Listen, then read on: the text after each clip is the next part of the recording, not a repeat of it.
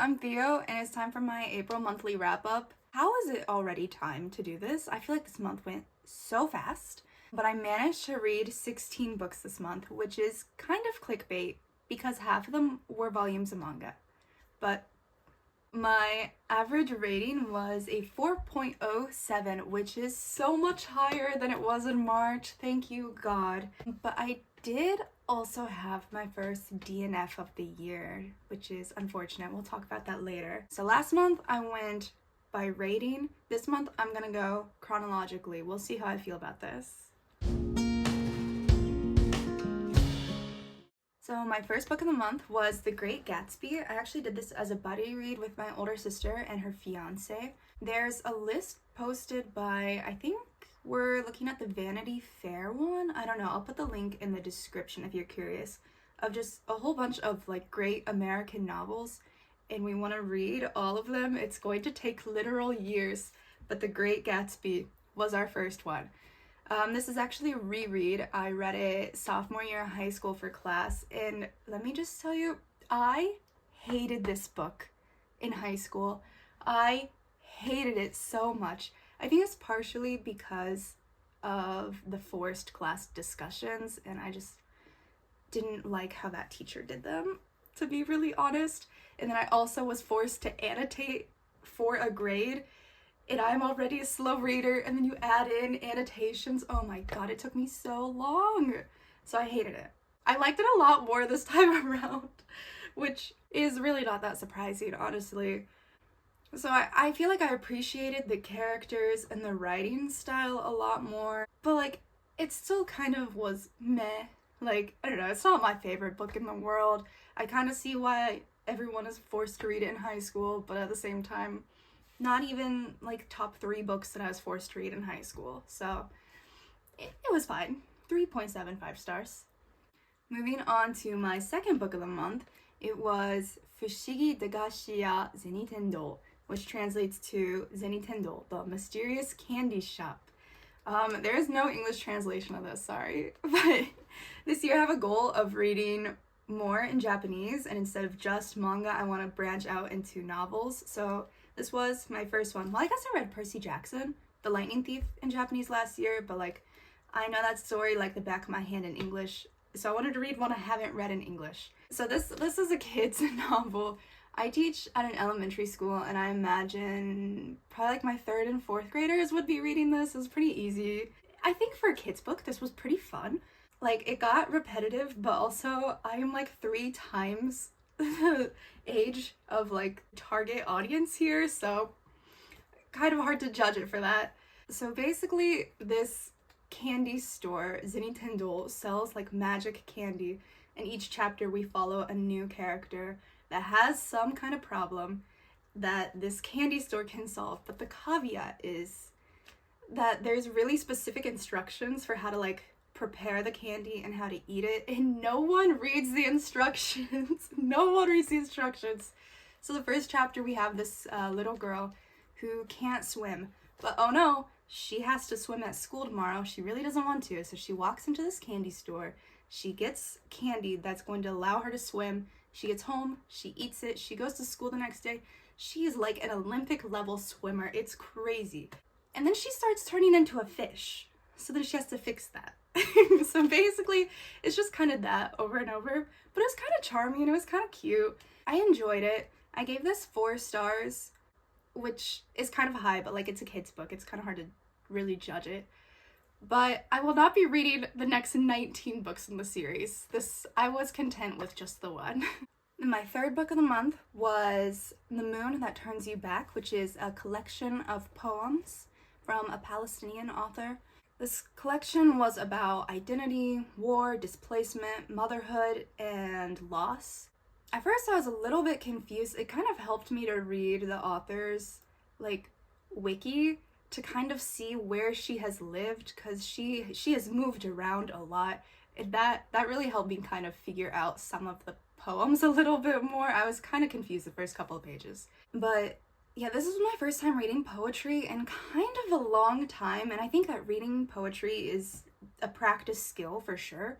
So it's kind of a skill that I have lost, unfortunately. So I did kind of struggle with like picking up the meanings, but that is not the fault of this book or this author. That is entirely my fault.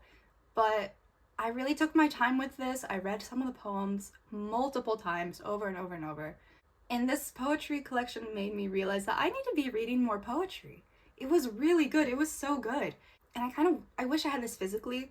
On the first page of the ebook, there was basically a warning that was like, it's gonna show up kind of weird, the formatting's gonna be weird, this is not how the author intended. And I was like, yeah, sure, okay, it won't be that weird. I flipped to the next page, I'm like, oh no. What is happening on my Kindle? My poor Kindle. I tried to mess with the font settings to make it as readable as possible, but if you can get your hands on the physical copy, please do. Because this collection really plays with form a lot, and I feel like I kind of missed out on a lot because the Kindle was so weird. If I own this physically, I know that this is something that I would come back to over and over. I kind of wish I had it physically, but I live in Japan, so getting English books here is very expensive. Yeah, but this was just really raw and honest. I thought it was going to be a lot more about Palestine. It definitely had stuff about Palestine, but especially the second half really transitioned into the pain that comes with struggling to conceive a child. And that was really emotional, really honest. But I had no idea that that's kind of what this collection was about. But I had a really great time with this. I definitely recommend it. I gave this 4 stars. My next book was Days at the Morisaki bookshop. This one has been on my TBR for so long, and I got the arc for the second one, so I was like, okay, now I have to read the first one. So I read it, and this book follows Takako, our main character, after a breakup and after she quits her job. She is just feeling really lost, has no idea what to do, so she goes and lives with her uncle in this bookstore that he owns. She starts the book off not being a reader, being like, why does everyone like books so much? Like, you guys are crazy.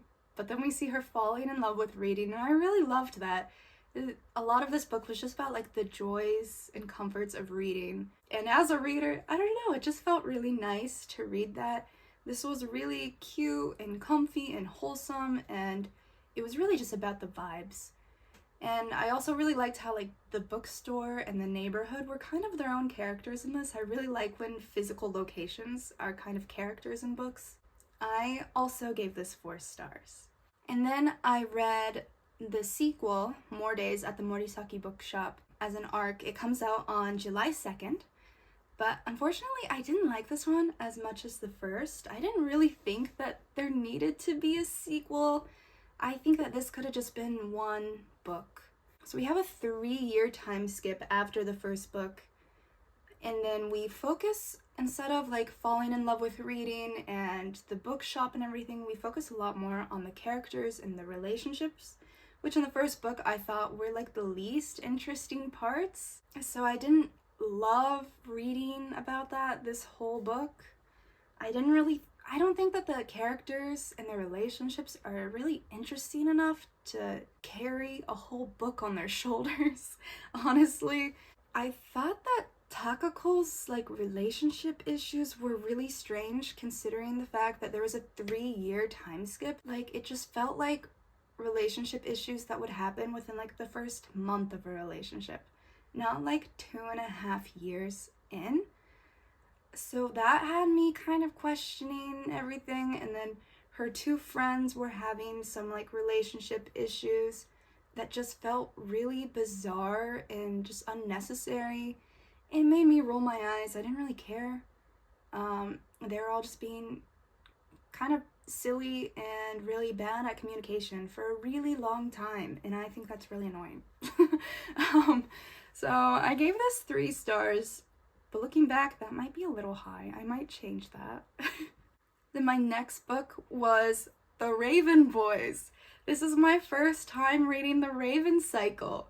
I'm actually filming a reading vlog for the second book, so I'll talk a little bit more about my thoughts and feelings for the first book. So if you're really interested in that, keep your eyes out. That will be coming soon. I was kind of hesitant to read this because it's YA, and that's not really a genre that I find myself reading a lot anymore. And when I do, I usually feel kind of meh about it. But my best friend really wanted me to read this, so I finally did. And she was so right. It's so good. Usually what gets me about YA is just the writing style, just so cringy. It just makes me like, ugh. But this, I think the writing style of the Raven Boys is so good. It didn't feel like YA, except the fact that like all the characters are in high school. The characters are so fun, the romantic tension is so good, the drama, the stakes, everything is just so good. I love this. So I did the audiobook for the first one, and I kind of regretted that immediately. I kind of had a hard time listening to fiction on audiobook. I do a lot better with nonfiction, but the hold line for this book was so long, and then there's no hold for the audiobook, so I was like, okay, I'll do the audiobook, sure. I wish I had read it. So the rest of the series I'm going to read the ebook. But yeah, this was 4 stars. As I said, reading vlog for the Dream Thieves. Coming soon. I'm so excited to keep reading this series. So then my next 2 books of the month were Land of the Lustrous volumes 2 and 3. I read volume 1, I think back in January, so it had been a minute. My boyfriend recommended this to me, and when he recommended it, he was like, you need to read through volume 3 before you decide if you keep reading or not. I was like, okay, I got it. The first volume, I think I gave 3 stars. I was very confused. I didn't know what was happening. And honestly, if my boyfriend hadn't recommended it, I probably wouldn't have kept reading after the first volume. But no, he was so right. You do need to read through volume 3. It starts getting crazy. So this series, I don't know how much I can really say. The first volume doesn't really give you a whole lot to work with. But basically it follows a group of like humanoid gyms. I don't know how to explain it. And then they're like fighting off the moon people. I think in the English translation, they're called the Lunarians. And in the first volume, really, that's kind of all the exposition you get. That's all you get.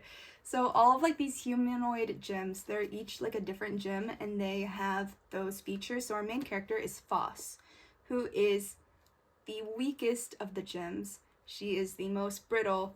She wants to fight against the Lunarians, but like if she gets hit, she is breaking like that. So she can't fight. She wants to like find a job that is helpful. So that's kind of what we're doing here. I can't say that much more. Things really start coming together exposition-wise in volumes 2 and 3. I still have so many questions, but things are kind of falling into place. I think my biggest complaint about this series is that the characters all look the same. I cannot tell them apart. Like on the covers, since it's in color, they have like different hair colors, but then in the manga, it's all black and white, so it's impossible to tell them apart. That is my biggest complaint. But the plot, the story, we're starting to get a little crazy. I'm excited to keep reading. I have volume 4 and 5, hopefully I'll get to next month. I gave both of these 4 stars. And then my next book was another one that was a buddy read with my sister and her fiance for the Great American Novels list. It was A Wrinkle in Time. This was my first time reading this actually, and I went in with low expectations because I remember when I was really little, probably like 5 years old, I don't know, I watched the OG movie and I did not like it. It kind of creeped me out. It really confused me. I had no idea what was going on. And I remember that so vividly for some reason. So I didn't think I was gonna like this at all. But, oh boy. I loved this. I loved this. It's just so, like, whimsical. It kind of reminded me of Narnia, but better. I don't like Narnia very much, I'm sorry. I listened to the first 3 audiobooks last year, and then I've tried to read it before, and Narnia's not for me, but this felt like Narnia, but good. Am I gonna get killed for saying that? I don't know. But I think that Meg was such a cool main character for a children's story. I love how the book handled that, like having this character who's like really quick to anger, who's seen as defiant and disruptive in school, who's not seen as intelligent, and like dealing with all of those things and showing that like she is intelligent, she is important, her emotions are valid. I just think that was so cool to see in a children's book, and I think that those themes were dealt with so well. I love the messages, I love the characters, love the world, and like I wish I had read this as a child, but at the same time, I'm not sure that I would have like fully appreciated it as a child, just knowing myself. So maybe it's better that I waited until the ripe age of 24 to read A Wrinkle in Time for the first time. But like the whole time I was listening to the audiobook, I was, this is so embarrassing. I was like imagining myself reading this to my future child. And I feel like that's how you know a children's book is good. You picture reading it to your future child. No, I loved this. I can see myself going back to this, honestly. I did the audiobook. I think I would love to sit down and just read this. I gave this 5 stars.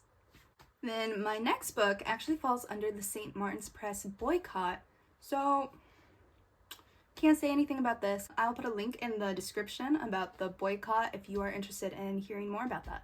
And then we had my first DNF of the year. So it was These Deathless Shores, which I got as an ARC. I don't remember when it comes out. I will put that somewhere over here.